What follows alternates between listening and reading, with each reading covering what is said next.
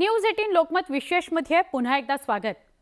ऊसतोडीच्या उचलीचे पैसे बाकी राहिल्याचा दावा करत चक्क ऊसतोड कामगारांच्या 6 मुलांना मुकादमाने डांबून ठेवलं। बीड मधला हा धक्कादायक प्रकार। सोलापूरच्या कुंभेज इथं हा घडलेला प्रकार आहे। करमाळा पोलीस आणि बालकल्याण समितीच्या मदतीने बीड जिल्ह्यातल्या या 6 मुलांची सुटका करण्यात आली। नेमकं घडलं काय? सविस्तर रिपोर्ट।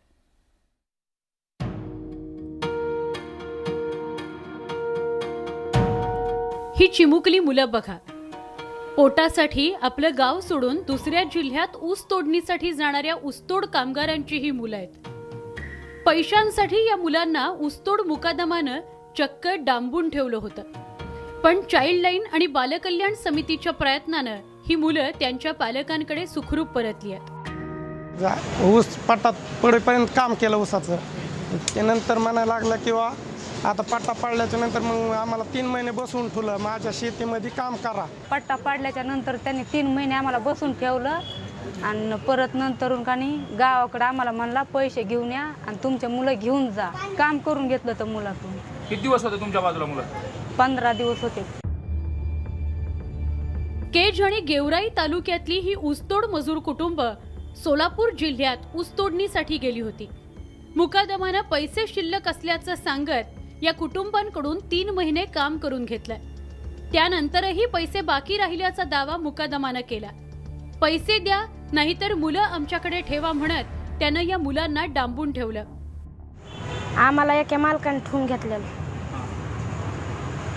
काय म्हणायचं तो? तेव्हा आमच्या पप्पाने त्यांना गावाकडे पाठवून दिलं आणि ते म्हणला की पैसे घेऊन या मग लेकराने। या प्रकरणी मुकादमावर गुन्हा दाखल करण्याची मागणी केली जाते। हंगाम संपल्यानंतर 3 महिने त्यांनी डांबून ठेवले। 3 महिन्यानंतर त्यांना पैसे आणण्यासाठी गावाकडे पाठवले आणि त्यांची लहान छोटे मुलं त्यांनी तिथे बांधून ठेवले। त्या मुलांना त्यांनी शेतामध्ये मजुरी करण्यास भाग पाडले। त्याच्यामध्ये मुकादमावर कारवाई करावी अशी आम्ही मागणी करतो। भारताचे जे आमचं भविष्य आहे ते इथंच ऊसतोडीच्या पाचटामध्येच इथं कोंबजून जाते का अशी परिस्थिती निर्माण झाली आहे। परंतु ह्या बालकांच्या संदर्भामध्ये जे कोणी दोषी असतील त्या सर्वांवर बीडमध्ये 0 FIR दाखल करावा, कारण हे मजूर पुन्हा त्या ठिकाणी जर गेले तर त्यांना पुन्हा मारहाण होण्याची शक्यता असते।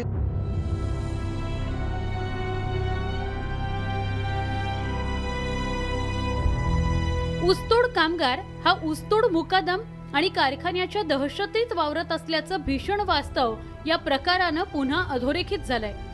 त्यामुळे ऊसतोड कामगारांच्या सुरक्षेचा प्रश्न पुन्हा उपस्थित झालाय। बीडहून सुरेश जाधव सह ब्युरो रिपोर्ट, न्यूज 18 लोकमत।